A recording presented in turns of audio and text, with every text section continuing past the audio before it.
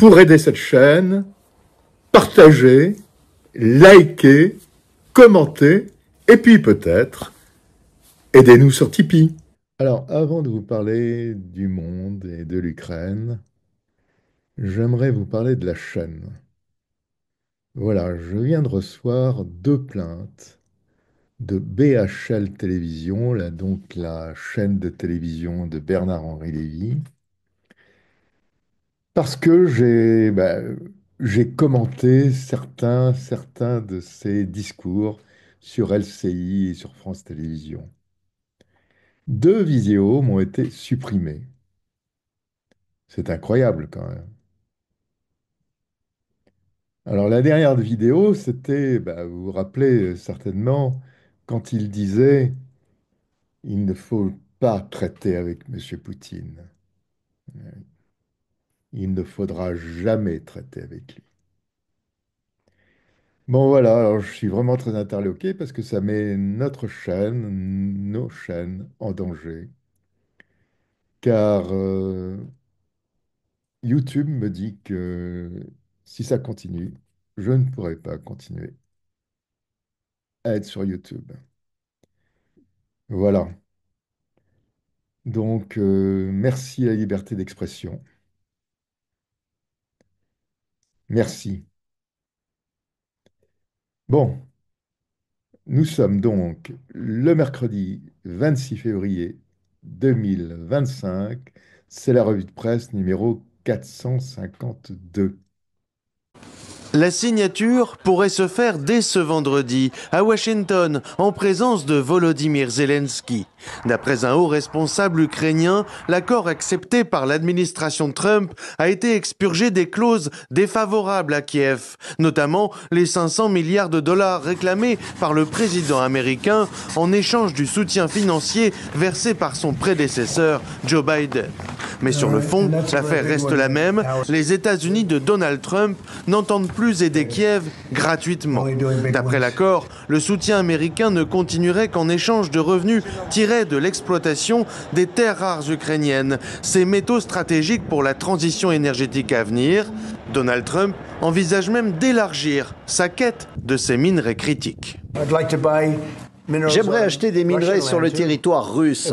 C'est une bonne chose pour la Russie, car nous pourrions y faire des affaires. Ils ont des terres de grande valeur qui ne sont pas utilisées. Quelque chose comme cela pourrait donc avoir lieu. Faut-il voir dans cette sortie de Donald Trump sa vision des négociations avec Moscou sur le sort de l'Ukraine ? Si les terres rares ukrainiennes sont disséminées sur tout le territoire, nombre de ces gisements se trouvent dans l'est du pays, dans le Donbass, qui se trouvent actuellement, en partie, sous occupation russe. Le président américain compte bien piocher dans les terres rares ukrainiennes pour compenser les milliards de dollars d'aide alloués à Kiev depuis le début de la guerre. Baptiste Morin, quid de l'Europe, de la France ? Est-ce qu'on va en faire autant ? Rappelons d'abord que l'aide européenne à l'Ukraine atteint 132 milliards d'euros contre 114 milliards d'euros côté américain. L'effort français, lui, est de 4,9 milliards d'euros, à peine 0,2% du PIB, un des plus faibles en Europe en proportion. Paris a surtout envoyé du matériel militaire pour une valeur équivalente à 3,5 milliards d'euros, des dons pour l'essentiel, avec un pari sur l'avenir.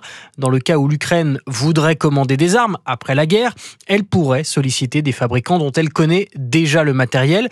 Pour ce qui est de l'aide financière envoyée par l'Europe et notamment la France, elle prend différentes formes, des prêts remboursables sur une période maximale de 35 ans à partir de 2033, des subventions, c'est-à-dire des dons, et puis il y a les intérêts tirés des avoirs russes gelés en Europe. L'Ukraine a déjà reçu à ce titre 1,5 milliard d'euros. Baptiste Morin, chef du service économie de... Nous nous tournons un petit peu plus du côté de l'Ukraine et de l'Europe qui refuse de regarder la réalité en face puisque la paix est en train d'arriver. Et en effet, à peine un mois, Donald Trump a totalement changé la donne sur le conflit ukrainien, comme il l'avait promis d'ailleurs. Et c'est une évolution qui a pris de court Kiev et ses alliés européens qui apparaissent aujourd'hui totalement dépassés par les événements. Et on voit bien d'ailleurs les réactions qui illustrent leur refus de prendre en compte les nouvelles réalités qui émergent.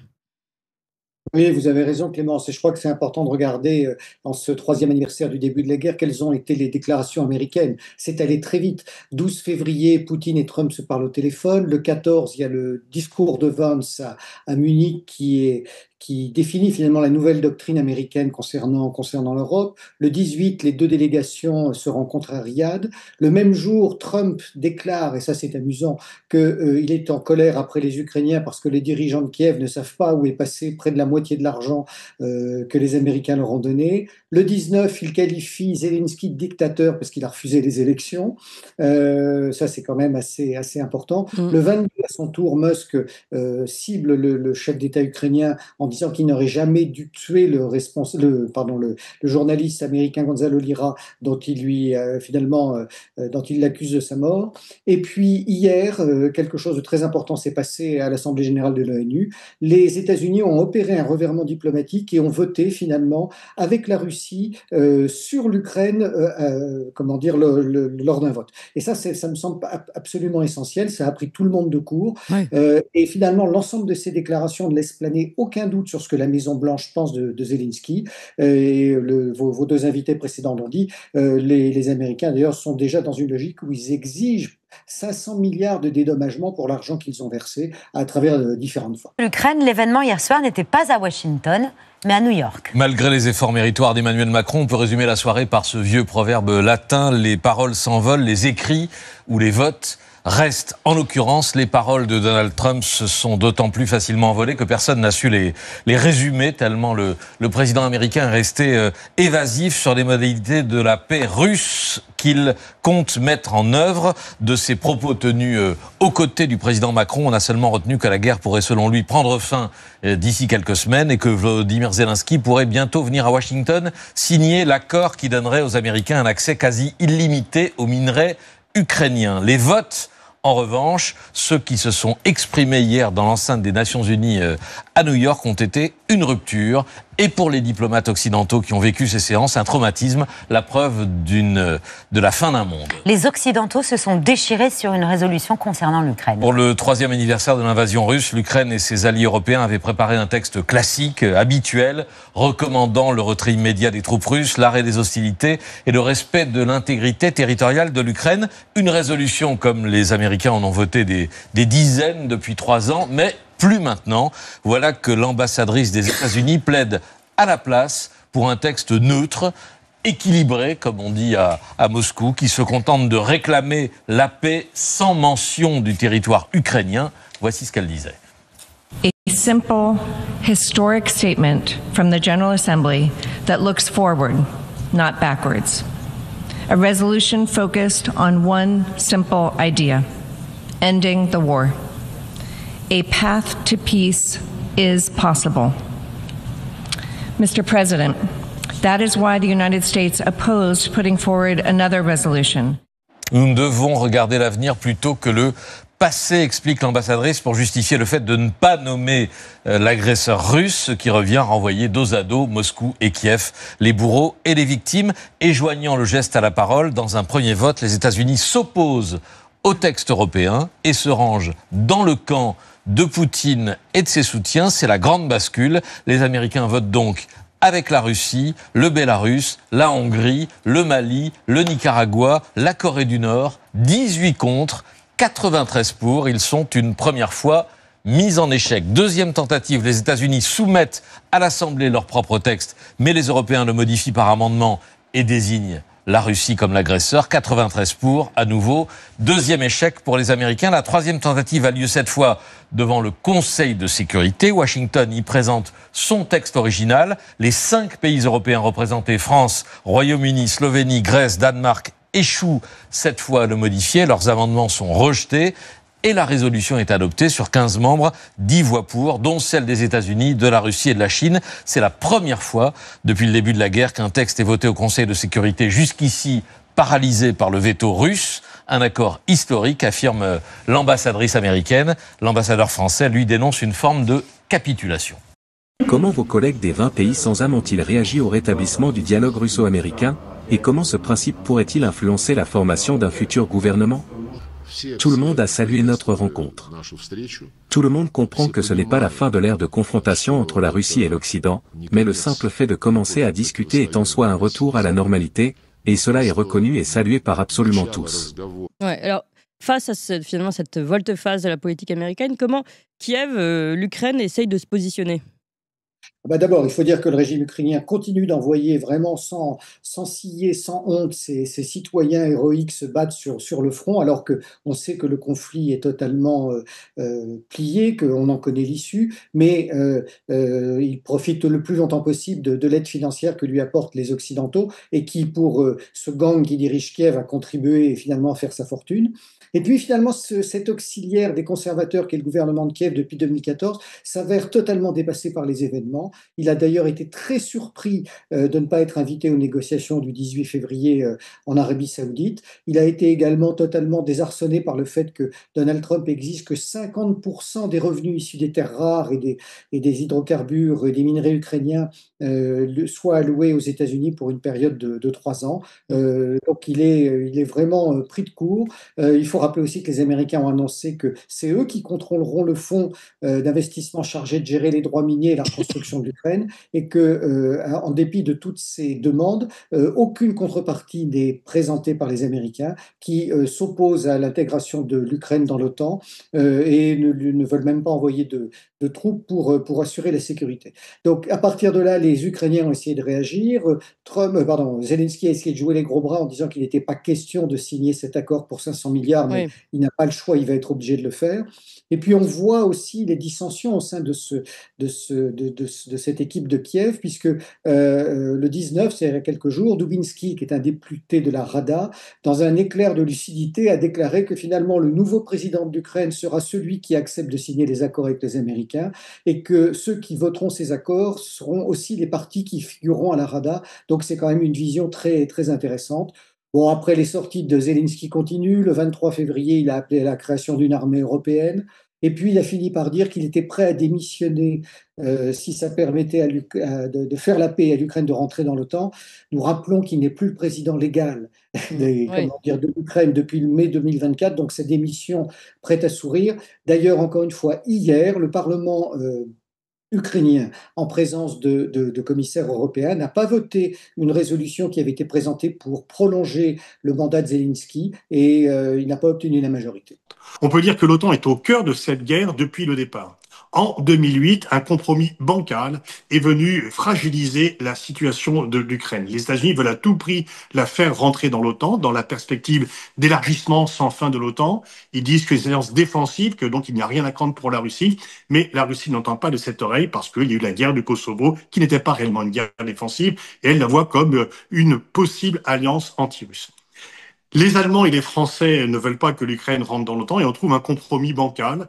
Il y a une perspective d'adhésion qui est donnée à l'Ukraine sans qu'elle puisse y adhérer. Et donc, elle est ressentie toujours comme une menace. Il y a toujours cette menace d'adhésion de l'Ukraine à l'OTAN qui est ressentie par la Russie. Mais l'Ukraine ne bénéficie pas des garanties de sécurité et notamment de l'article 5.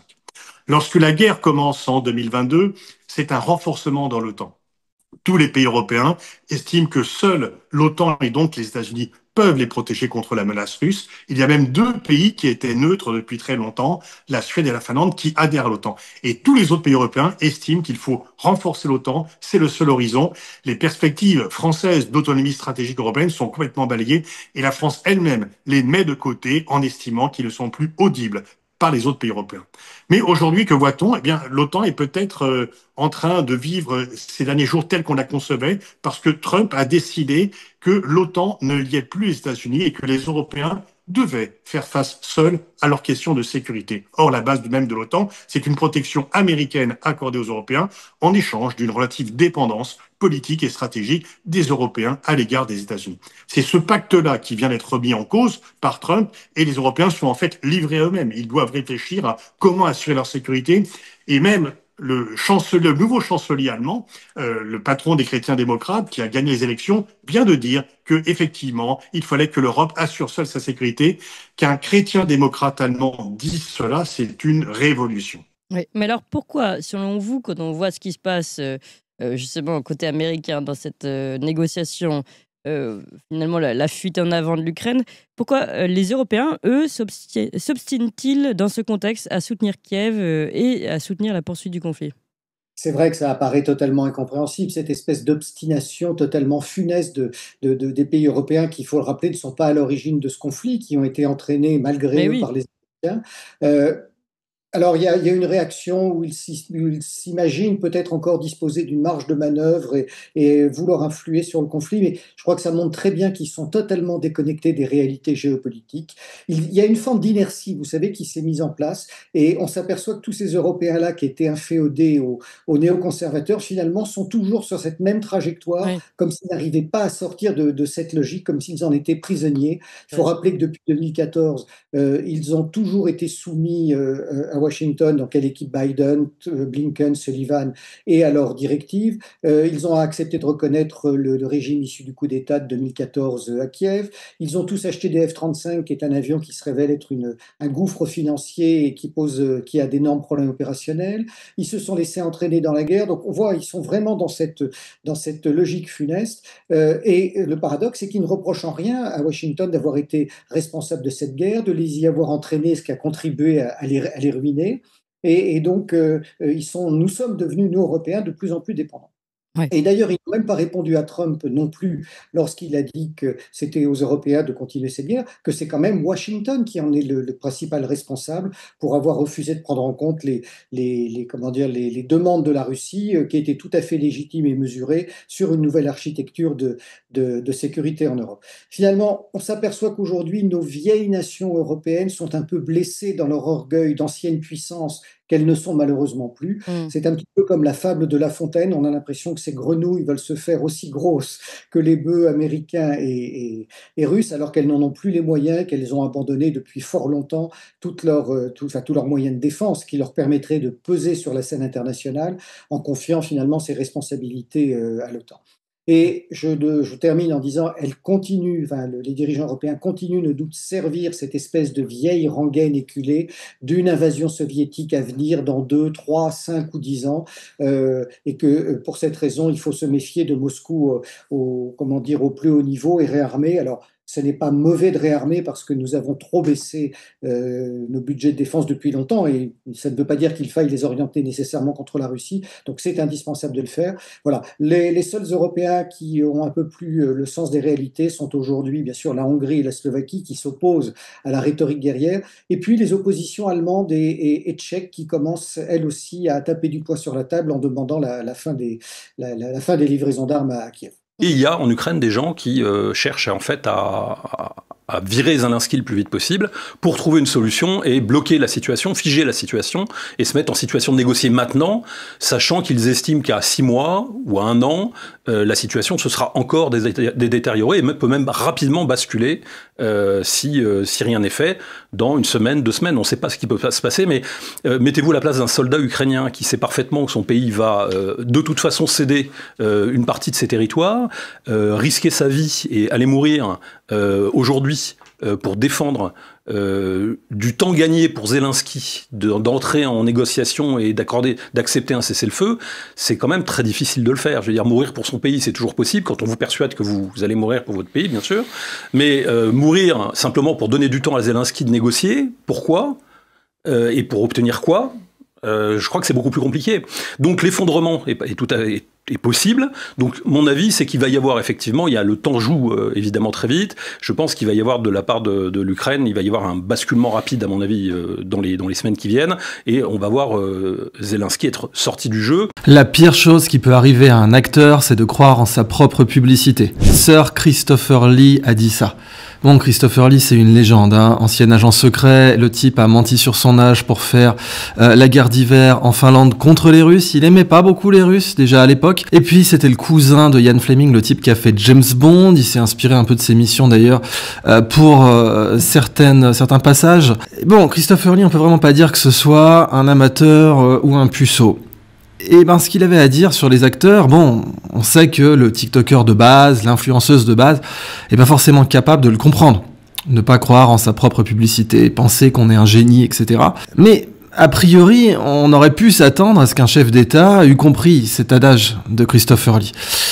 Mais quand vous mettez de la cocaïne dans l'équation, quand vous mettez la drogue de la toute-puissance dans le mix, vous allez avoir un acteur modérément couronné de succès. C'est l'expression qu'a utilisée Donald Trump pour parler de Zelensky. Un acteur modérément couronné de succès qui d'ailleurs a fait tout un tas de prestations en Russie. Il a touché de l'argent de la Russie à la grande époque. Il s'est fait élire sur un programme de paix. On va y revenir. Cet acteur modérément couronné de succès, disais-je, précisé aussi comme dictateur par Trump, ce qui est vrai. Ce qui est vrai, et oui, on nous dit en Occident, c'est Poutine le dictateur. Il est élu, les gars, et il a une cote de popularité qui est 2,5 fois supérieure à celle de Macron, peut-être plutôt 3 fois, équivalente à celle de Macron. Zelensky, il est plus élu depuis le mois de mai 2024, donc oui, factuellement, constitutionnellement, c'est un dictateur. Ah oui, mais c'est l'état d'urgence? Non, pas de ça chez nous. Abraham Lincoln a conduit des élections en plein milieu de la guerre de sécession, qui est la pire guerre de l'histoire américaine, donc non, votre argument est complètement éclaté au sol, et vous le savez, tout comme un tas d'autres arguments éclatés au sol qui ont servi à justifier cette guerre. En fait, cette vidéo, fondamentalement, elle n'est pas tant à propos de l'Ukraine qu'à propos des chaînes d'information, des chaînes de désinformation. Il y a une raison pour laquelle des sondages récents disent que 3 Français sur 4 se méfient de la presse. Oui, elle dit n'importe quoi, la presse. Elle dit que les Russes, ils volent des puces dans les machines à laver. Elle dit que la Seine est potable. Elle dit n'importe quoi, la presse. C'est ça le problème. Et elle est payée pour dire n'importe quoi. Parce que les institutions, en fait, elles fonctionnent par abus de confiance. Elles acquièrent votre confiance. Le principe d'un abus de confiance, c'est que vous acquérez la confiance de la personne que vous allez escroquer. Alors, quand c'est du haut niveau, comme Madoff, c'est par le réseau social, etc. Mais vous pouvez aller encore plus loin. Vous pouvez dire, j'acquiers la confiance par l'uniforme, par le drapeau, par l'hymne national. Je suis un État, j'ai une justice qui marche. Et puis quand la justice rend une décision inique, injuste, là, l'abus de confiance est consommé. Vous avez acquis la confiance, les gens font confiance en la justice de certains pays, puis ensuite cette justice trahit les contribuables et les justiciables. On a vu bien sûr ce cas aux États-Unis où des juges étaient directement achetés par George Soros, lequel était financé par l'USAID. Scandaleux. L'abus de confiance, c'est de croire que LCI est une chaîne d'information. Exactement comme de croire qu'une ONG est non gouvernementale. Encore une fois, le scandale USAID a démontré que non, les ONG, l'immense majorité, ne sont pas non gouvernementales. Elles touchent de l'argent d'État, donc elles sont gouvernementales. On a un mensonge dans le nom même, c'est ça l'abus de confiance. Organisation non gouvernementale. En fait, si, on est financé par le gouvernement américain. L'abus de confiance, c'est LCI, la chaîne de l'information. Mais ils disent n'importe quoi, les mecs. Ils ont dit que Twitter avait baissé en bourse, alors que c'est plus coté depuis 2 ans. Et les gars, ils sortaient les chiffres. Ah oui, tout à fait, on a vu 5%, là, et Elon Musk, il va mourir, et puis Poutine, il a le cancer. Mais c'est chaud. Et le niveau de conneries. Et alors, ça vous disait bien sûr que les Russes gagnaient. Tout le temps. Le contresens complet de l'histoire. Pendant que Trump échange avec Vladimir Poutine à Riyad, en excluant bien sûr Zelensky, parce que comme avait dit Winston Churchill, il faut pas parler au singe quand le joueur d'orgue est dans la pièce. Le joueur d'orgue, le dresseur du petit singe qui va danser au son de l'orgue. Oui. Et ça, c'est le vrai Churchill qui a dit ça, pas le faux. Parce que pour revenir à Christopher Lee, Zelensky, il s'est pris pour Churchill. Zelensky, paradoxalement, on est dans une situation où maintenant, le simple fait de retarder, de bloquer en quelque sorte les initiatives de Trump, ou en tout cas de les discuter, donne du temps en fait à la Russie pour conquérir des espaces supplémentaires. Et on ne peut pas ignorer la possibilité d'un effondrement du front en plusieurs endroits, et donc de la prise de territoire très rapide, et une accélération de la prise de territoire rapidement dans les jours ou les semaines qui viennent par l'armée russe, qui ne cherche pas à prendre le contrôle de l'Ukraine, mais cherche à reprendre le contrôle des oblasts et du Donbass, en l'occurrence, en particulier. Une chose est sûre, c'est que tout le temps qu'essaye de gagner Zelensky, probablement pour sauver sa peau, et peut-être la peau de ses réseaux, bien sûr, parce on sait que pour l'instant, c'est un président hors mandat, c'est-à-dire qu'il se maintient par le biais, c'est ce qui fait dire d'ailleurs aux Russes qu'un accord signé avec Zelensky n'aurait pas de valeur juridique, puisqu'en fait il pourrait être contesté ultérieurement. Juridiquement. Son mandat a pris fin en avril 2024. Voilà, son mandat a pris fin, donc les Russes disent, écoutez, dans ce contexte-là, aujourd'hui c'est le président de la Rada qui est aujourd'hui décisionnaire en Ukraine, et pas Zelensky lui-même, et donc tout traité qui sera négocié avec lui sera de toute façon susceptible d'être contesté sur le plan juridique en Ukraine dans 1 an, 2 ans, 300, 5 ans, et donc on repartira de zéro puisqu'il n'y a pas de légitimité. Bon. Oui, et vous vous parliez de la fable de la grenouille qui veut se faire plus grosse que le bœuf. Elle était assez funeste, donc on espère qu'il va y avoir un réveil d'ici là. On en parlait il y a peu de temps avec Nicolas Dupont-Aignan. Alors justement, à ce sujet, quel rôle peut jouer la France ou joue la France au sein de cette réaction européenne? Alors, rapidement, parce que Nicolas Dupont-Aignan l'a bien expliqué, mais moi j'ai envie de dire, on a affaire en ce moment dans la politique française, comme dans la pièce de Corneille, il y a deux matamores qui sont à l'Élysée et au Quai d'Orsay, Emmanuel Macron et Jean-Noël Barrot. Alors d'abord, il faut rappeler que Macron n'a pas voulu aller à Kiev, c'est une fuite en avant très courageuse. Il sentait sûrement la leçon qu'allait donner Vance aux dirigeants européens. Et bien sûr, dès cette conférence de Munich terminée, il a véritablement convoqué tous ses compères à l'Élysée pour essayer de faire un mini-sommet et reprendre la main, ce qui bien sûr n'a pas été suivi d'effet. Voilà, comme si les vassaux essayaient d'organiser une révolte contre leur suzerain américain. On voit malheureusement que l'hôte de l'Élysée et le ministre des Affaires étrangères actuel brillent par des discours qui sont parfois délirants.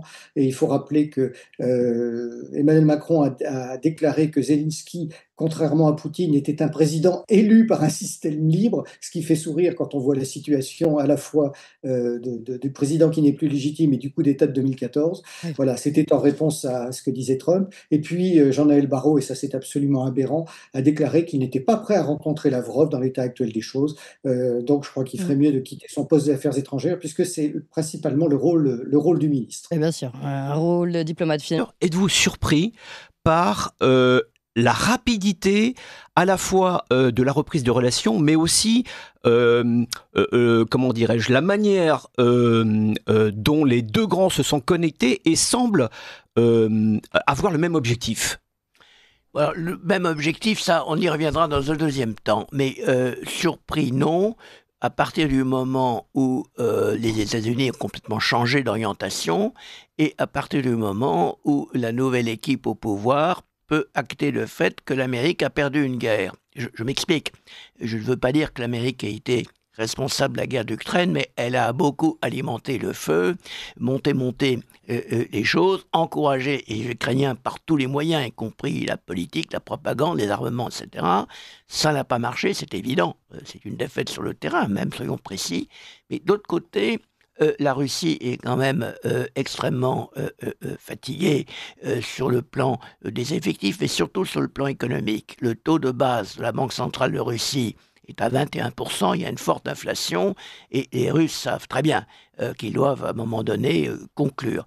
Donc, dans ce moment où nous nous trouvons, février 2025, en dehors des causes politiques immédiates, les élections ici ou là, il y a des causes structurelles qui amènent les deux vrais pays responsables de la question à s'entendre pour limiter les pertes. Il se trouve que du côté russe, l'arrêt des combats sur place, c'est ça qui va se passer sur place, permet à M. Poutine d'empocher pas mal de choses. Et je lui conseillerais d'ailleurs de ne pas chercher à obtenir davantage. Pousser son avantage. Conclure maintenant, parce que je ne suis pas pro-trumpiste ou anti-trumpiste. Il ne faut pas exagérer non plus la tendance pro-russe de Trump. C'est tout à fait mal vu et mal dit. Si certains à Moscou, car Poutine n'est pas le plus extrémiste, loin de là. Si certains à Moscou voulaient pousser encore davantage les choses, puisque ça a l'air d'aller dans le bon sens pour la Russie en ce moment, il pourrait y avoir des surprises du côté de Washington. Donc, la Russie et le président Poutine, très personnellement, ont intérêt à conclure maintenant. De côté, et ça donne ceci. Les Européens ne comptent pas, hein, c'est évident. Mais pour conclure, tout ça pour rien. C'est ça qui est aberrant quand on fait le bilan de ces 3 années de guerre, c'est que finalement, tout ça a été absolument horrible. Si les démocrates américains avaient pris en compte les demandes russes à partir de 2021, eh bien, on en serait arrivé absolument à la même chose. L'Ukraine aurait encore son intégrité territoriale, on aurait évité 1 million de morts, l'Europe ne serait pas dans la situation déplorable dans laquelle elle est sur le plan économique, et la paix continuerait à régner. Donc c'est absolument aberrant, et ça ne fait que pointer du doigt la responsabilité des Américains. Et lorsqu'aujourd'hui Trump prend la main, fanfaronne, et effectivement est en train de mettre un terme à cette crise, il faut rappeler que c'est quand même aussi et surtout un échec d'une stratégie américaine qui avait pour but d'affaiblir la Russie, qui a créé le chaos et qui finalement se retrouve à la case départ. Alors dans ce cas, comment comprendre les réactions, les dernières déclarations d'Emmanuel Macron? Hier à Washington, il évoque une ouverture vis-à-vis de la Russie. C'est toujours une bonne chose d'avoir des communications avec le président Poutine, a donc dit Macron, si cela peut permettre d'arriver à un accord. Est-ce, encore une fois, de la gesticulation ou y a-t-il des failles dans cet état profond que vous évoquez? Il y a quelques jours, Barrot, chargé des questions européennes et ministre de l'Intérieur, ministre des Affaires étrangères, disait que si Sergueï Lavrov lui téléphonait, il ne prendrait pas l'appel. C'était il y a 3 jours. Ou 4 jours. Donc je vous laisse mettre en perspective ce que vous venez de me dire là avec ce que disait Barrot il y a quelques jours, Jean-Noël Barrot. Donc non, tout ça montre que c'est de l'amateurisme total. D'ailleurs, Jean-Noël Barrot n'a aucune formation diplomatique, c'est un gars qui n'a aucune compétence pour faire le métier qu'il fait. Je vous ne parle même pas de son bras droit second qui est Haddad, qui lui est un pur produit du Deep State. Il suffit de regarder les institutions américaines dans lesquelles il a travaillé. Là, on n'est pas du tout, encore une fois, dans les États-Unis, on est dans le Deep State. Et donc ces gens-là sont des produits du Deep State, c'est-à-dire globalement de ces institutions dont je vous parlais, la rencontre de ces institutions avec ce qu'on appelle les banquiers militarisés, complexes militaro-industriels, la finance internationale, etc. Et donc aujourd'hui, ces gens-là sont en situation d'être débranchés. C'est-à-dire que petit à petit, Trump et Elon Musk sont en train de débrancher, en fait, tout un tas de trucs. Et c'est pour ça que vous voyez les médias s'effondrer en Ukraine, c'est pour ça que vous voyez tout un tas d'associations pro-migration, etc., ou wokistes, en Méditerranée, en Amérique du Nord, etc., qui ne bénéficient plus, en tout cas pour quelques semaines, de l'USAID. Non seulement de l'USAID, mais de la NED et d'un certain nombre d'autres administrations. Mais, par exemple, les institutions européennes ont créé elles-mêmes des organismes de financement, par exemple, de l'immigration subsaharienne au Canada, au Maroc, en Tunisie, etc., etc. Ce qu'a fait l'État fédéral américain, qui s'est autonomisé par le biais de ces institutions qui sont devenues mondiales, est en train d'être dupliqué, en quelque sorte, par l'Union européenne. Et donc, pour nous, le sujet, c'est pour ça que Trump ne s'adresse pas à l'Union européenne, pourquoi il met l'Union européenne sur la touche et s'adresse à des chefs d'État, donc à des pays, à des nations, ça n'est pas parce qu'il a un tropisme anti-européen par principe, c'est parce qu'il considère simplement qu'il sait que ces institutions, il est bien placé pour le savoir, et les Américains aussi, ils sont bien placés pour savoir que ces institutions ne sont pas l'expression de la volonté politique des peuples européens, mais sont des institutions, des institutions d'occupation qui représentent fondamentalement les objectifs et les contraintes du Deep State. Le système de domination de l'époque soviétique est un système de domination archaïque qui se fait par la force et par la coercition. Donc déjà, il était plus facile d'y résister. Il n'y avait pas un engouement, on pourrait dire culturel initial dans les peuples qui étaient sous sa domination. Alors que là, comme le rappelle François, le grand problème dont on a déjà parlé à plusieurs reprises, c'est que on vit dans un bain de culture américaine, et François rappelait la phrase du général de Gaulle, depuis 1945, donc c'est nos grands-parents, nos parents, et même nos gosses, pour ce qui me concerne, qui sont, entre guillemets, pollués par cette ambiance. Et donc, pour extirper tout ça, à moins de se lancer dans une révolution culturelle de type maoïste, ce qui n'est absolument pas envisageable dans notre société, enfin dans nos sociétés, eh bien, il va falloir l'extirper au compte-gouttes quelque part, à moins que, comme dit François, les oligarques comprennent en Europe ce que Bezos et compagnie ont compris aux États-Unis, que dans leur intérêt, il faut mettre tous ces gens-là dehors, et là, ils les mettront dehors sans difficulté. Il n'y a que notre narratif qui compte, il y a ce qu'on dit qui compte, parce que nous sommes le camp du bien et de la raison, passe à vous, bande de gueux qui ne connaissez rien, et donc le réel, vous savez, c'était Guy Debord, l'un des grands situationnistes, qui disait « Dans un monde inversé, le vrai n'est plus qu'un moment du faux ». Oui, c'est ça. Et on a, oui, mais tout à fait. On a l'impression que c'est ça, quoi. Tout à fait. Mais qu'est-ce qui fait qu'on est arrivé à ce stade-là? C'est quand même assez étonnant. C'est, à votre avis, c'est la déroute progressive de plus en plus dramatique et qui est aujourd'hui devenue une impasse du camp occidental qui en fait voit que précisément le réel est récalcitrant. Donc pendant longtemps, et c'est ça que Trump est en train, dans une manœuvre très intelligente, d'essayer de renverser, au profit de tous les Occidentaux. Je ne sais pas si les gens se rendent bien compte. Je crois qu'ils n'en rendent pas compte, mais c'est intéressant de le lire, oui. Certain. Jusqu'à présent, l'idée, c'est que les Européens... D'abord, c'est le globalisme. Hein. Oui, bien sûr. Voilà. Donc, dilution des États européens, affaiblissement de l'Europe, consenti. Mort des frontières, disparition des frontières. Mort des nations, mort des souverainetés, tout ça, c'est du flanc, ça sert à rien. C'est bon, voilà. Et en France, on n'est pas les derniers à avoir enfourché cette monture-là.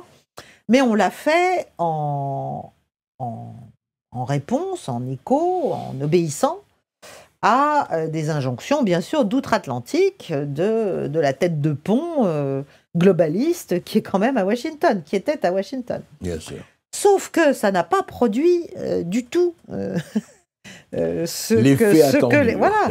Et que donc, le pôle occidental s'est trouvé de plus en plus en décalage, en décalage et en défaut par rapport à la résistance, en fait, de à peu près tout le reste de la planète, hein, qui n'a plus envie juste de passer sous les fourches caudines occidentales et qui désormais, je parle des BRICS, mais pas seulement. Mais pas seulement, oui, bien sûr.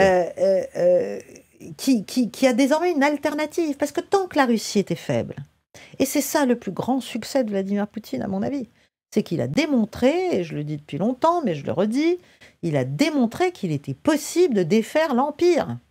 Voilà.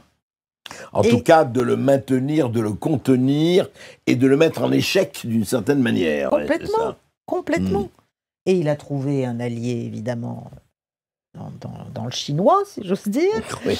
Et puis d'autres, et puis maintenant, ça fait école. Au fur et à mesure de la construction de la guerre froide, l'État américain, les institutions américaines vont s'instituer comme un État-monde. C'est-à-dire vont se projeter dans un conflit mondial avec des proxys, etc., contre un autre État-monde qui est celui de l'Union soviétique. Et dans cette opposition qui va naître, va se construire en fait aux États-Unis petit à petit un État qui n'est plus l'expression politique du peuple américain, mais qui va progressivement essayer de se donner les moyens de continuer d'être un État profond au sens strict du terme, c'est-à-dire un État qui doit pouvoir se mettre en situation de poursuivre son œuvre, en quelque sorte, et donc se donner les moyens de son conflit et d'un conflit de long terme, avec une puissance qui, elle, a beaucoup plus de stabilité politique et institutionnelle, qui est l'Union soviétique, et qui, eux, par contre, sont contraints par le calendrier électoral, et je dirais les principes de la démocratie. Et donc progressivement, et en particulier à partir de Carter, l'État américain va se constituer comme un État-monde, et donc un État qui échappe au contrôle du peuple américain. Et si vous essayez de comprendre ce qui se passe aujourd'hui, vous ne pouvez... C'est pour ça qu'on parle de deep state, c'est-à-dire d'un État qui, par tous les moyens, et à partir de Carter, pourquoi ? Parce que Carter, c'est le dernier qui a essayé de... On connaît le Halloween Massacre, hein, c'est-à-dire la destitution de la plupart des cadres de la CIA, etc. C'est Carter qui va, en quelque sorte, s'attaquer à ces institutions qui se sont un peu trop autonomisées, qui ont pris l'habitude de faire un peu n'importe quoi, et qui renvoient en fait au peuple américain à ce moment-là une idée assez peu valorisante de ses propres principes. Les Américains essayent de se définir comme une puissance du bien, comme une puissance du commerce, comme une puissance de paix, etc., etc. Donc orientés vers le progrès, l'avenir, etc. Et leurs institutions, type la CIA, etc., qui est impliquée dans des massacres, des coups d'État sanglants et la mise au pouvoir de dictatures militaires un peu partout dans le monde, va renvoyer en fait un reflet extrêmement désagréable au peuple américain.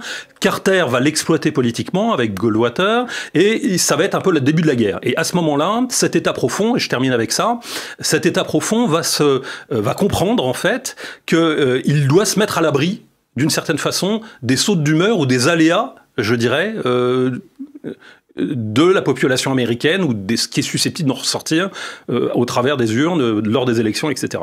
C'est comme ça que se construit, dans les années 70, un État parallèle, qui est un État profond, qui va, je dirais, prendre le contrôle d'une certaine façon aussi des pays européens par le biais de l'Union européenne, et qui va progressivement s'instituer comme État occidental, État profond occidental. Et la guerre qui est menée à la Russie, n'est pas une guerre qui est menée par la France ou qui est menée par les États-Unis. La guerre qui est menée à la Russie, c'est une guerre qui est menée par l'État profond occidentale contre la Russie.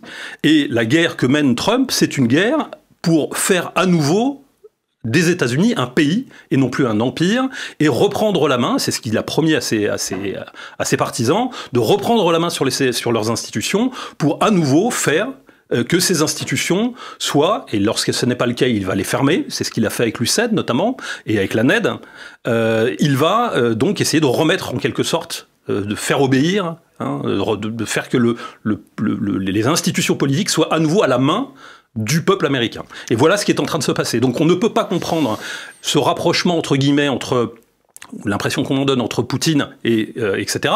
Et si on ne comprend pas que Macron, Scholz et Starmer sont tous les trois des personnalités politiques du deep state, mais côté européen, je dirais de l'État fédéral européen, qui est lui-même une production politique, comme l'OTAN notamment, une production politique, une institution qui s'est autonomisée et qui est le produit, je dirais, de cet État-monde qui est né aux États-Unis et que Trump essaye de réduire. Il faut que tu parles quand même maintenant à Vladimir de manière un peu cash. Oui, ça c'est ce qu'il avait dit avant. Ça c'est ce qu'il avait dit avant lors de son live TikTok. Ouais. Et puis après, sur place, c'était un peu oui, je suis un peu pas d'accord avec Donald, mais quand même. Oui, tout a été analysé, scruté, regardé. Oui. Mais voilà, il a fait du Macron.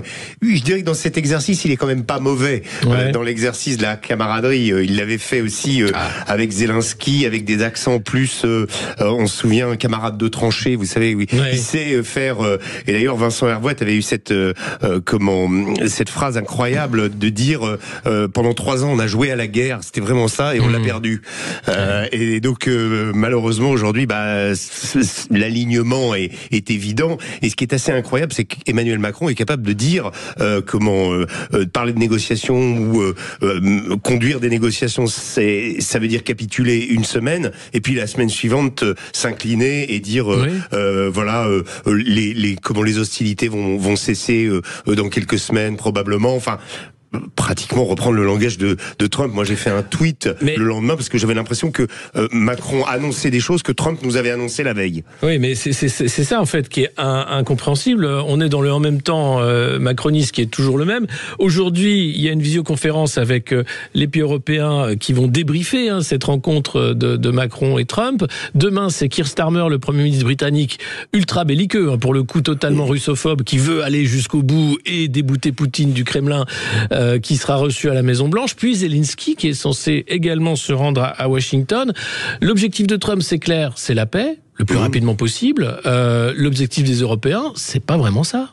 Non, on a même entendu des choses. Enfin, on voit aussi Madame von der Leyen, faut pas l'oublier, qui elle parle justement de durcir de nouveaux trains de sanctions, parle d'armes. Donc il y a quelque chose. Il y a une sorte de dissonance, je vais dire cognitive actuellement entre les différents leaders. Je pense tout simplement parce que pour moi le train américain, enfin la locomotive américaine qui nous amenait dans la guerre en Ukraine, elle s'est arrêtée et le train il continue et nous on est toujours dedans en sachant pas s'il faut en sortir, s'il faut l'arrêter, s'il faut finalement nous-mêmes prendre les commandes et le relais. On a une Europe complètement divisée avec même des Polonais qui disent qu'il faut pas envoyer de troupes et des Anglais qui selon leur vieille lubie historique, parce que pour moi ça reste l'affrontement de l'empire militaire contre l'empire continental. C'est toujours la même histoire avec les Anglais, vous savez, on s'allie avec un empire continental pour en enlever un autre au travers de l'histoire.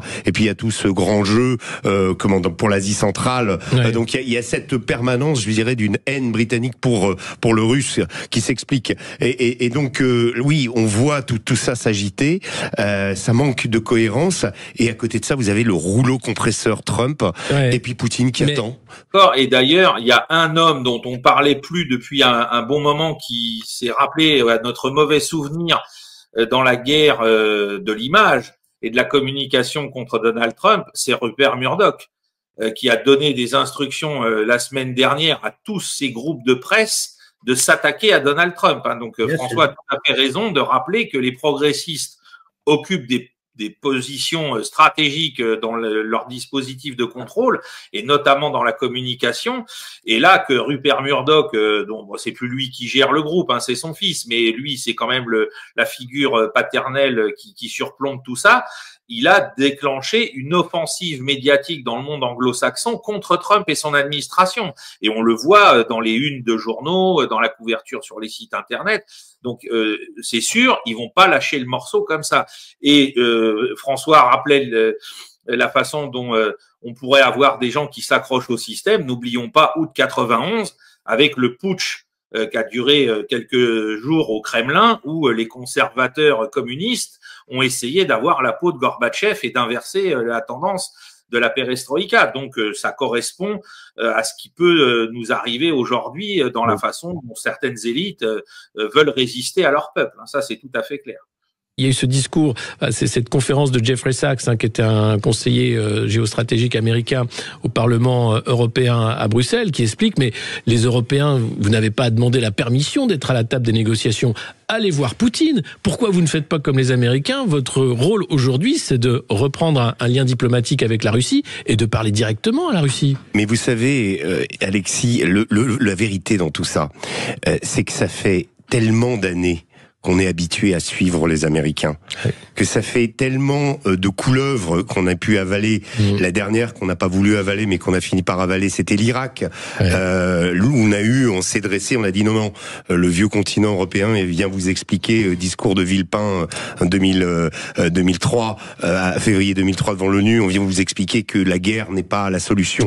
Et là, on a fini par tout avaler, on a fini par tout digérer, même le capital qu'on avait gagné à l'époque en s'opposant aux États-Unis, on l'a immédiatement quand Nicolas Sarkozy est revenu au pouvoir, ça a été business as usual, c'est le cas de le dire. Et en fait, là, le logiciel est cassé. Et comme le logiciel est cassé et qu'on l'a suivi intensément pendant 3 ans, vous vous souvenez, les discours sur le retour de l'OTAN, l'alliance que le même Emmanuel Macron décrétait en état de mort cérébrale que Donald Trump, pendant son précédent mandat, voulait quitter. Et bien là, on a dit, ça y est, c'est le grand retour de l'OTAN. Il y a eu des éditos, des couvertures, des économistes, etc. Et là, tout à coup, en fait, le Financial Times a écrit un article ce matin en expliquant que les États-Unis contre l'Occident. Mais quelque part, ça n'a pas changé. Non mais on a, c'est-à-dire il y a la pièce maîtresse n'est plus là. C'est comment l'OTAN sans les États-Unis. On disait, puisqu'il y a eu les élections allemandes et qui ont montré une poussée justement des eurosceptiques magistrales. C'est comme l'Europe sans l'Allemagne. C'est plus rien, c'est une coquille vide. Et là, on ne sait pas trop. Le monde est en train de changer. On ne sait pas trop comment se positionner. Il y en a qui font de la com. Emmanuel Macron est très très fort là-dedans. Il se dit, si je pouvais récupérer aussi le leadership européen au passage, ça m'arrangerait. Mais quand les Européens se mettent autour d'une table, eh bien, il n'y a rien qui en sort. On l'a vu, ce mini-sommet de l'Élysée, avec des troupes par 13 des troupes. pays autour de la table. Il n'y avait pas tous les partenaires 27, européens. Donc c'est même pas la moitié. Et ceux de l'Europe de l'Est, que, vu leur histoire particulière avec la Russie, ont des positions peut-être plus belliqueuses, mais en même temps, on sent aussi des choses bouger. Les Polonais, qui ont une armée considérable, qui ont renforcé leur armée et qui aujourd'hui comptent vraiment, qui ont une déposition en effet belliqueuse, mais qui ne veulent pas envoyer de troupes en Ukraine. Donc voilà, toute la géopolitique européenne et le constat global, c'est l'absence d'existence réelle de l'Europe pour traiter et pour apporter quelque chose. Et ça nous ramène au discours de M. Trump, qui annonce beaucoup de choses, et qui en fait aussi un certain nombre, mais qui annonce beaucoup de choses, et qui, à la dernière seconde, peut mettre les freins, changer d'opinion. La semaine dernière, quel était le thème de conversation pour ceux qui suivent en particulier le conflit en Ukraine? C'était la dispute entre Volodymyr Zelensky et Donald Trump, qui s'insultait. Trump qui disait c'est un dictateur sans mandat. Il a couru après l'invasion. À son tour, M. Zelensky qui disait plus de deal sur les terres rares, les minerais précieux ou stratégiques. Et qui soudainement, qu'est-ce qu'on apprend cette nuit? C'est qu'il y aura vraisemblablement quelque chose qui va être signé peut-être vendredi à Washington. C'est toujours surprenant quand le président dit « J'ai entendu dire que Zelensky s'en venait ». Comme s'il n'était pas du tout prévenu. Excuse-moi. Ouais. Mais Stéphane, c'est quand même... La semaine passée, il a bel et bien dit, je l'ai relu ce matin, là, que Zelensky est un dictateur. C'est les mots qu'il a employés. Donc, il va signer un deal vendredi avec un dictateur? Je te rappelle donc au début de notre conversation, dans ces échanges, dans ces déclarations, on était... Alors oui, la réponse courte, il va signer avec quelqu'un qu'il traitait de dictateur la semaine dernière, mais lundi, quand M. Macron était à la Maison-Blanche, on y a à un moment donné posé la question, je ne sais pas à quel moment, mais si Zelensky vous appelle, parce qu'il annonçait déjà sa présence pour les prochains jours, sinon prochaines semaines, si Zelensky vous appelle, compte tenu de tout ce que vous avez dit, je vais prendre l'appel, il n'y a pas de problème. Donc, il faut en prendre et en laisser, mais il y aura un deal. Et je pense qu'avant toute chose, parce qu'il y a toutes sortes d'éléments dans ça, c'est un deal politique pour la Maison-Blanche. Je pense que la démonstration que veut faire Donald Trump, c'est que c'est fini cette époque où les Américains soutiennent, investissent dans une cause sans un retour sur l'investissement. Parce que je crois qu'on en a parlé cette semaine, on ne connaît pas franchement la nature des gisements de ces terres rares et autres minerais stratégiques. Ça n'a peut-être pas parfaitement été ventilé, mais ce que je sais, pour l'avoir entendu vendredi, je ne crois pas au hasard, Mike Waltz, qui est le conseiller de M. Trump à la sécurité nationale, qui est quelqu'un qui a pas mal d'influence et qui est écouté, qu'est-ce qu'il disait dans une entrevue? En fait, elle a été donnée jeudi, cette entrevue, c'est que l'Ukraine pourrait subvenir à 100% des besoins américains en matière d'aluminium. On ne parle pas de minerais stratégiques, de terres rares, mais d'aluminium. Alors, je ne suis pas sûr qu'il ait parfaitement raison, parce que je suis allé voir ce qu'étaient les capacités de production de l'Ukraine avant la guerre. Est-ce que ça compenserait pour ce que le Canada envoie? Mais s'il l'a dit, c'est que certaines, parce que je ne pense pas qu'il s'intéresse aux statistiques de production de l'aluminium en Ukraine par hasard, s'il le dit, c'est qu'il y a peut-être une intention. Et dans l'ensemble du deal, il y a ce qu'ils pourront ou pas trouver dans le sous-sol, mais la possibilité aussi d'avoir accès à de l'aluminium moins cher, par exemple, c'est ça, mais... et de faire pression sur le Canada en disant « Savez-vous, on n'a peut-être plus besoin de vous comme avant. » Mais bonjour à tous. Vincent, conseil interministériel aujourd'hui sous la présidence de François Bayrou sur le contrôle de l'immigration et notamment sur le cas de l'Algérie. Vous n'en attendez rien de ceci? Alors dans les conclusions, il y a des phrases creuses. Il sera ordonné de faire le point sur les visas, sur la mobilité étudiante, patati patata, de la bureaucratie. Donc, pas de quoi faire trembler l'Algérie. Comme tous les tyrans, les dirigeants algériens savent apprécier la peur qu'ils inspirent. Ça fait 3 mois qu'ils défient l'Élysée. Ils n'ont reculé devant aucune surenchère. François Bayrou a déclaré que le refus réitéré 10 fois de délivrer un laissez-passer consulaire à l'Algérien sous OQTF qui vient d'assassiner un passant à Mulhouse était inacceptable, et pourtant on l'a accepté 10 fois, et on va continuer donc. Alors Jean-Noël Barrot, ministre des Affaires étrangères, a affirmé hier qu'il avait déjà pris des mesures et qu'il pourrait en prendre davantage. Mais qu'il les prenne, ça ne suffit visiblement pas ce qu'il a fait. Il a évoqué des restrictions d'accès à certains dignitaires. Alors dans les pays normaux, les passeports diplomatiques sont délivrés au compte-gouttes, aux fonctionnaires dans l'exercice de leurs fonctions. En Algérie, c'est un passe-droit que le régime délivre par milliers à ses fidèles, les généraux, les hommes d'affaires, leurs épouses, leurs maîtresses, et dont il les prive s'ils tombent en disgrâce. Le passeport diplo, c'est un signe extérieur de richesse, le sésame de la nomenclatura qui permet de s'évader en Europe pour faire des courses, du business, de se faire soigner, et tout cela sans visa. Ça permet d'être comme chez eux, chez nous, sans avoir à demander la permission. Il y a 15 jours, avec ce sésame à la main, Abdelaziz Kelin fait passer devant la file d'attente à la douane d'Orly. Il était ministre dans les années 80, il l'était encore il y a 1 an et demi, après avoir dirigé le cabinet du président Tebboune. La police des frontières lui a réclamé un certificat d'hébergement. Il n'en avait pas, et pour cause, il loge chez lui en France. Il y a 2 appartements, mais pas à son nom, car il a discrètement investi ses économies de fonctionnaire sûrement bien acquise dans une SCI anonyme. C'est vraiment trop bête. La PAF l'a donc envoyé pour la nuit à l'hôtel Ibis d'Orly avant de le remettre dans l'avion pour Alger le lendemain. Alors, le ministre des Affaires étrangères dit en même temps qu'il serait contre-productif de brusquer Alger. Oui, le quai préfère agir en coulisses quand il ne fait rien, au moins personne ne le sait. Ça laisse penser en tout cas que c'est au patron de la PAF, le ministre de l'Intérieur, que le dignitaire algérien doit son refoulement. On ne comprend pas pourquoi l'Élysée a peur de son nombre. Emmanuel Macron et l'Algérie, c'est comme Donald Trump et la Russie. Les Européens auxquels il a demandé de ne pas bouger s'interrogent sur sa complaisance.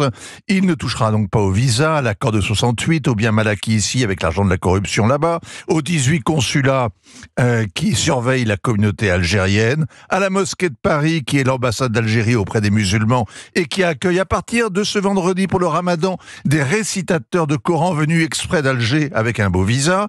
Mais à l'hôpital Mustapha, les geôliers de Boualem-Sansal rigolent et le regardent dépérir. Accusé d'un crime imaginaire, calomnié par une presse aux ordres, Boualem-Sansal est l'otage abandonné à son sort. Il souffre d'un cancer, d'être privé d'avocat que les Algériens récusent parce qu'il est juif, privé de contact avec ses proches, privé de la France. Il la trouvait naïve face à Alger. Eh bien, il l'a démontré. Il fait la grève de la faim. Avis au consul de France qui ne lui a pas rendu visite. C'est trop tard pour lui porter des oranges. Signature. Je vous propose de regarder un extrait de cette vidéo générée par intelligence artificielle, il faut bien le souligner, et qui est censée refléter comment Donald Trump voit l'avenir de Gaza. Regardez.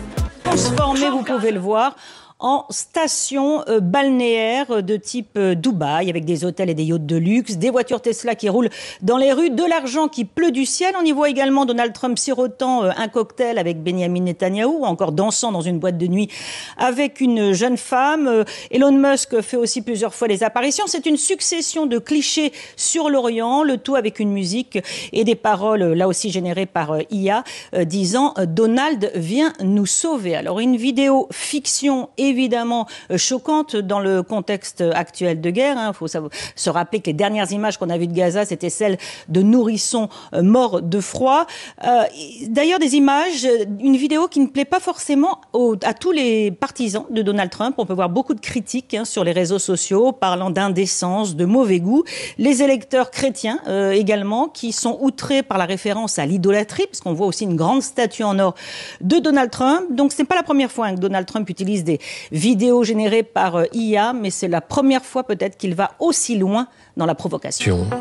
Donald Trump a publié sur son réseau à lui, Truth Social, une sorte de X Twitter spécial pour Trump, une vidéo entièrement faite par image de synthèse par l'intelligence artificielle de sa vision de Gaza. Et on peut parler d'une vision d'horreur, ou plutôt une vision obscène après les horreurs qui se sont passées à Gaza, comme si les morts n'avaient pas eu lieu, comme si la guerre n'avait pas eu lieu.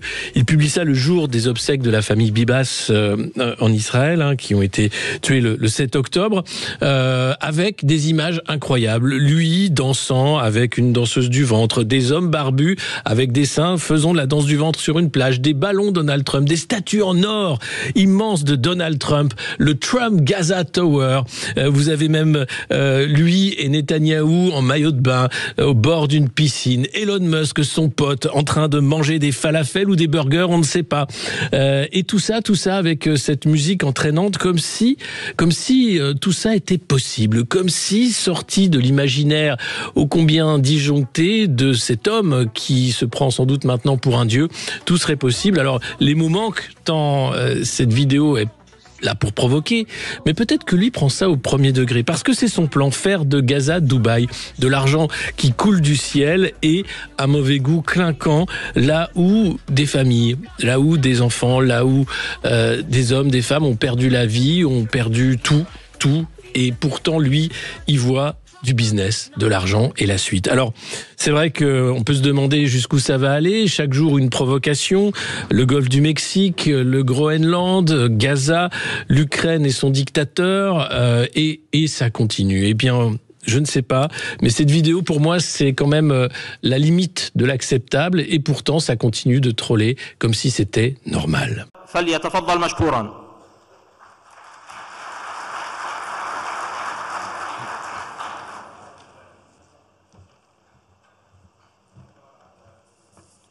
إن وحدة السلاح واحتكاره بيد الدولة ليس رفاهية بل هو واجب وفرض. إن سوريا لا تقبل القسمة فهي كل متكامل وقوتها في وحدتها.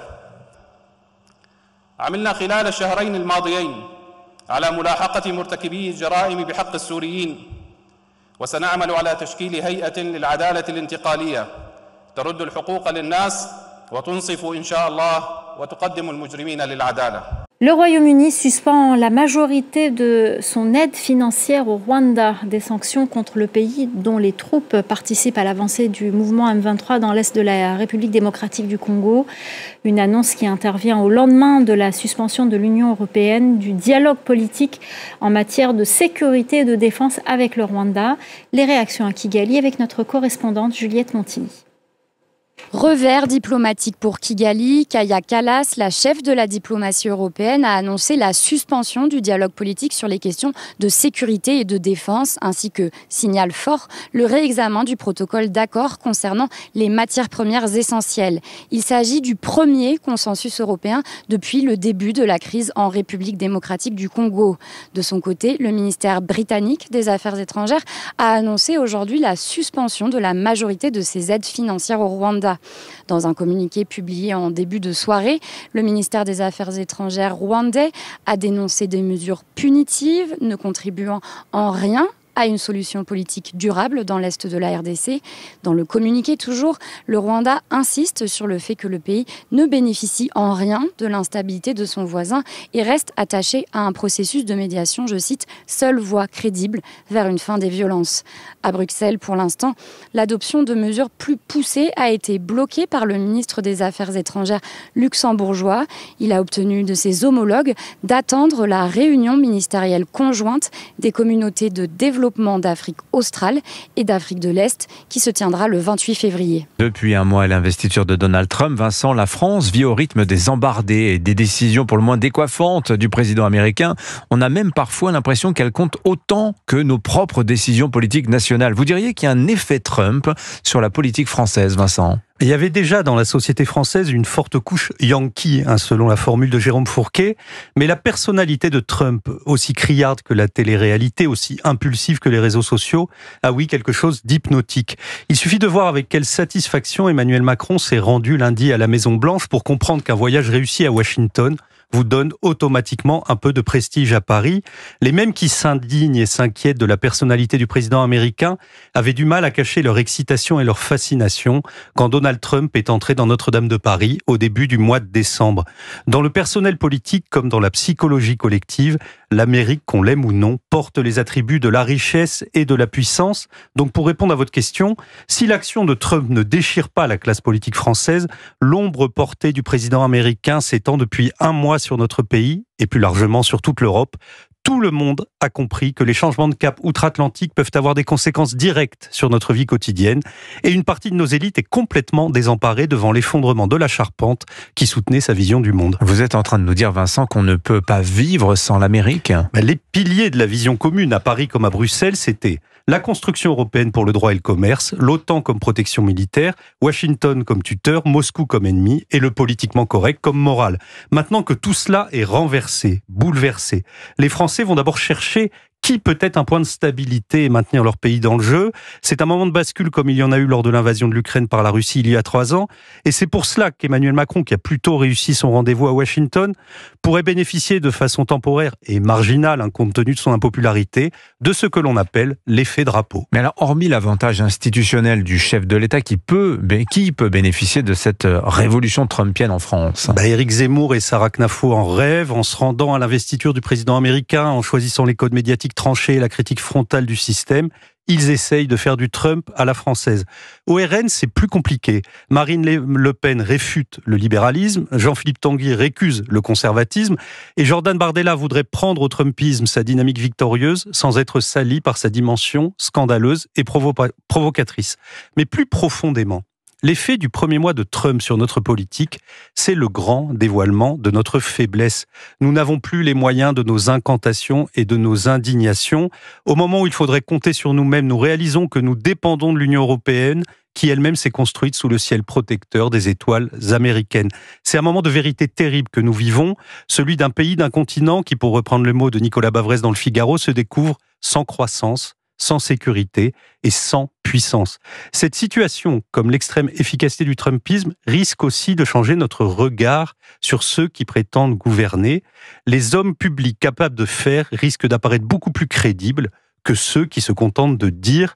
L'expérience et la force de caractère vont l'emporter sur le charme et sur le brio. La fin de l'histoire, c'est aussi le début d'une période où la politique va devoir reprendre ses droits. Et ça, c'est une bonne nouvelle.